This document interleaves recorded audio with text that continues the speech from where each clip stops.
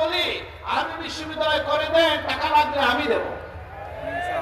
সেই মুজাহিদ আল্লাহর পথে যিনি ঘোড়সওয়ার ছিলেন, যিনি রুহবানুল লাইল ফুরসানুন নাহার ছিলেন, আমরা তার জন্য দোয়া করি, তার চেতনাকে আমরা ধারণ করি এবং বিশেষত আমাদের আরবি বিশ্ববিদ্যালয় প্রবেশী মহোদয়কে আমরা অনুরোধ করবো, এই বিশ্ববিদ্যালয় আল্লাহর ওলিদের চোখের পানি, যেটা আমাদের মহাশ্রী বললেন, আল্লাহর ওলিদের চোখের পানিতে, আল্লাহর ওলিদের আন্দোলনের ফলে, আল্লাহর ওলিদের ঘামের কারণে এবং এটা 100 বছরের আন্দোলনের ফসল, এই বিশ্ববিদ্যালয় যেন বিপত্তি না হয়, এটা আমরা দাবি রাখি।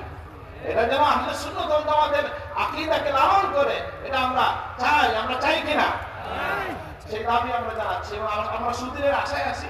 আশা করছি সবকিছু সুন্দর হবে। আমরা এটা ভরসা রাখতে চাই, ওনাদের উপরে ভরসা আমাদের আছে, ব্যক্তিগতভাবে আমি তাকে চিনি। তো আমরা এই মুহূর্তে বক্তব্য নিয়ে আসার জন্য বলছি আমাদের সিলেটের গৌরব প্রফেসর